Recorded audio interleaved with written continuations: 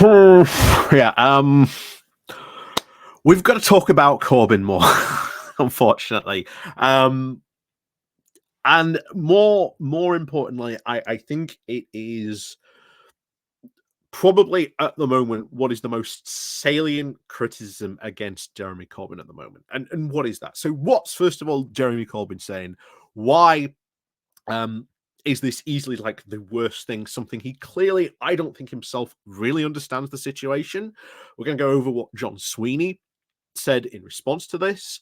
And then, of course, we're going to have a look at why, more importantly, a Ukrainian socialist said that Jeremy Corbyn was a traitor. And then, of course, every single Jeremy Corbyn supporter online dogpiled this guy. So I am not going to show his Twitter profile because the guy's already had enough piling on by the Corbyn supporters, and no doubt they will, jump on this video down in the comments as well. I am fully expecting it, but I've done this rodeo before. It's not my first time criticizing Jeremy Corbyn. But at least, I can spare him maybe some more attention, although it's very likely they know who he is already. But at least, I think this is sort of something that should be brought up. But why this in the first place? What has caused all this in the first place? Well, to begin with, of course, Jeremy Corbyn went on Al Jazeera and said, well, I have always criticized him most succinctly for every single time. He basically went out and said, Ukraine, what we really need to do is we need to talk more about peace, and we need to get a ceasefire, and then we need to get peace in Ukraine, to which I and other people have constantly said, how do you do that? How do you achieve a ceasefire in Ukraine? And then how do you achieve a peace? And even more importantly, how do you achieve a lasting peace? Because there's still so many people on the left who are like, oh, if Ukraine hadn't broken the first Minsk Accord, and you're like, no, hold on for a second. It was Russia that not only broke Minsk 1, but broke Minsk 2 as well, and then decided, to invade Ukraine. And yet there's still so many people on the left, and unfortunately in the Jeremy Corbyn camp, who are just like, oh, the Ukrainians should just, end this war now, go for peace. And bear in mind what that really means. What these people are asking is that Ukraine should just completely surrender to Putin, because Putin, I want to re-stress this, has reaffirmed this again very recently, saying he will only accept the complete and unconditional surrender of Ukraine, which would basically mean that Ukraine would lose a lot of its territory, even more probably now than Putin's initially claimed, more than just those 4 areas. The rest of Ukraine would very much likely be occupied, probably stripped of a ton of assets, a puppet government installed. There would probably be a permanent Russian military not only bases in sort of the unclaimed sort of Russian areas of Ukraine. It's just so much stuff that would happen that if you want, quote, peace, then you should actually now have to say what it exactly is the Ukrainians should have to give up. And this is why, and I think this is perfectly, a good reason why I think interviewers, even if I got the chance, I would love to ask him, well, what do you mean? How do we achieve a ceasefire? How do we do this? And how do we know, for starters, that Vladimir Putin's gonna play ball? Because in the past, he has not played ball. Minsk 1, Minsk 2 being prime examples. Not only that, what he did in Chechnya, what he did in Georgia as well. So before, of course, we get more into this, please do remember to click on the like, share, and subscribe button. And of course, down below, there are links to my Patreon page, the one-off donation link called Buy Me Coffee. And of course, there's the YouTube thank you button. And of course, there's the Pony Club as well. So, like I say, thank you very much to everyone who does help and support the channel that way. And of course, on with the rest of this. So, what happened first of all? Well, Of course, Ukraine, well, hold on, let me put my teeth back in. Corbyn went on Al Jazeera, which is um, pro-Assad, pro-Iran, pro-Hamas, um, Iran-funded, backed, uh, you know, propaganda outlet. It's sort of like you would question, just as if Putin went on, well, if should say Corbyn went on Russia Today. That's a bit suspicious, shall we say. But I know that Al Jazeera does have a lot of supporters in the UK, but it is worth reminding you that Al Jazeera has a very, very clear bias when it comes to reporting things like this. So that is well worth reminding people about this. And of course, John Sweeney was the first real person to sort of pick this up. And even he called it out. He said, well, look, there was a time when Corbyn was sort of one of the lone voices in the wilderness warning against Vladimir Putin. However, and I think this as well, I think he's completely right on this, because America now hates Putin. There's been a lot of people on the left, and including Corbyn, that have just gone pure America brained and gone, well, if America hates them, they must be the good guys. If America is supporting Ukraine, it's Ukraine who are the bad guys here. That's what must be going on. And I am very, very much convinced of this, because John Sweeney talked about his there was a guy that Corbyn had hired. It turns out this guy's an absolute tanky. So should we be surprised that maybe Corbyn has gone in this direction?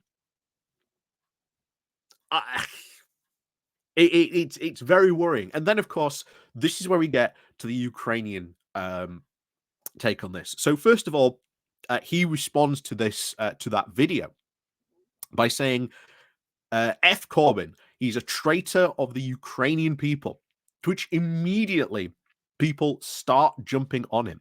So someone replied to him saying this, saying, so Jeremy Corbyn doesn't want any more working class Ukrainians to die, fighting for their corrupt stooge clown of a leader. Yeah. These are again, these are actual lefties. Again, I've been here, I've done this rodeo before. This is what happens. You dare question Jeremy Corbyn, and instantly, how dare you question Jeremy Corbyn? He is a saint. He is no. I think it is absolutely incredibly valid to critique him on what he is saying about Ukraine. But anyway, he continues. And of course, it is in the interests of NATO and the EU warmongers. Good for him. It is people like you who are the actual traitors of the Ukrainian people. To which the Ukrainian responds, and more importantly, a Ukrainian socialist, bear in mind, responds, saying, have you ever spoken with working class Ukrainians, trade unions, or anyone who you are now trying to force your own will onto and force them to surrender? Which, again, as we've said, is what Putin and a lot of these people are saying when they say, "Oh, Ukraine should strive for peace." But as we've said, Putin's entire position at the moment is just you've got to basically completely capitulate to Russia. Anyway, someone else responds to this and says, "What do you disagree with about what he said? Please respond to things he actually said and not things claimed in this tweet." To which the Ukrainian responds with saying, you cannot compromise with evil. You also cannot say something along the lines of Poland and the Third Reich should have found a middle ground and stopped both. You will reasonably be called immediately a Nazi or a traitor, authoritarian left, or actively members of their Molotov-Ribbentrop roots.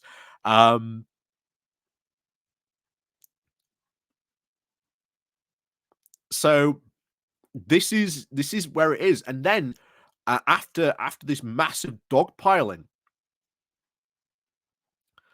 after this massive dogpiling of it, this is how he eventually responded, saying, "It is hard to see your community as broken. I was so inspired by Corbyn, by the radicals of Mia in 1968, of different Maoists, Trotskyists, and many alike. But now I have seen how deeply flawed the left-wing community are. And at the same time, I see so much potential of hope with Democrats and the left who actually support us." So this is honestly um what has sort of happened here. You have someone who is from Ukrainian and a socialist who was like, yeah, I was really inspired by Corbyn at one point, but now that he's making these comments saying, "Oh, Ukraine should go for a ceasefire and seek peace," and just the very idea of criticizing that, trying to make people understand that no, if Ukraine was to get a ceasefire, Russia would use this as a massive advantage to rebuild its forces. It would solidify its current lines, which, remember, under a ceasefire, you are not meant to engage in any military activity, even along the current contact border. Putin has done this in Chechnya. He did this in Georgia when there was a ceasefire there. And immediately, once the Russian positions were more dug in, once they were more secure, they went right back to war. And again, peace. We've had 2 peace agreements in Ukraine that Russia has broken. So how are you going to make sure that A, Putin fulfills those peace agreements? And how are you going to make sure that Putin just doesn't come back in 5 or 10 years for more territory? And are you going to make are you going to say that the Ukrainians have to give up territory that has been illegally invaded and annexed? Are you going to leave all those Ukrainians that get left behind to their fate? There's just so much stuff you see on the left that just does not understand what a ceasefire and a peace would mean. And I want to reiterate before we finish this video, Vladimir Putin has expressly said time and time and time again, he will not accept anything but the complete and utter capitulation of Ukraine. So there's your starting point for peace, guys. Where do you go from there? I would love to know, and I would have expressed this every single time. If you are like pro peace or something like that, come and have a talk with me, because these are the type of questions you should have to answer if you are calling for peace. And none of you dare have this conversation. You run off into your own echo chambers, into like the Just Stop War coalition, and say, "Oh, wouldn't peace be absolutely fantastic and wonderful to achieve," while not acknowledging the reality of what is going on the ground in Ukraine, what people like Vladimir Putin are actually saying. Instead, you just think you can just flip a switch and magically there'll be peace. Not that simple. And this is why I continually say the left are really, really bad when it comes to foreign policy, issues of defense, and things like this. So, as always, we'll see you all next time.